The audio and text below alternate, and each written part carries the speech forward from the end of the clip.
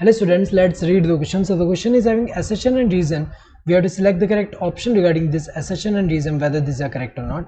Assertion is growth cannot be taken as a defining property of living organism. ये तो correct है क्योंकि जो growth है वो defining character नहीं है. Growth का मतलब क्या होता है अगर हम देखें, growth जो है living organism के लिए अगर हम देखें इसका meaning क्या होता है, increase in number of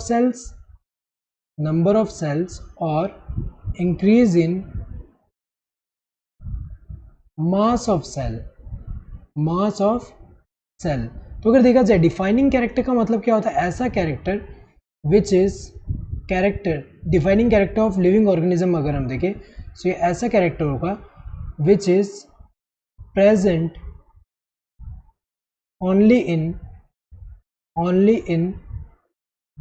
living organism.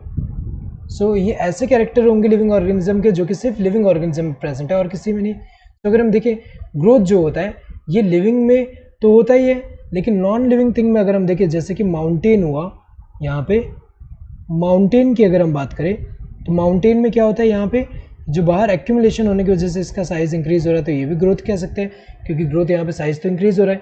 So growth जो है ये क्या है, ये जो डिफाइनिंग कैरेक्टर इसलिए नहीं है क्योंकि ये लिविंग ऑर्गेनिज्म में तो प्रेजेंट है लेकिन नॉन लिविंग में भी है, तो इसलिए ये क्या होगा, डिफाइनिंग कैरेक्टर नहीं है. सो ये तो सही है.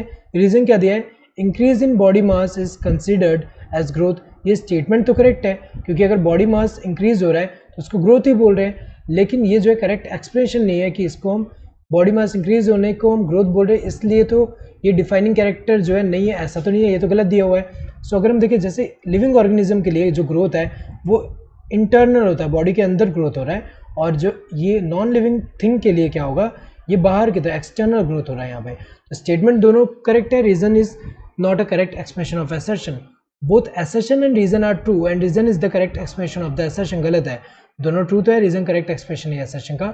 Both assertion and reason are true but reason is not a correct expression of the assertion.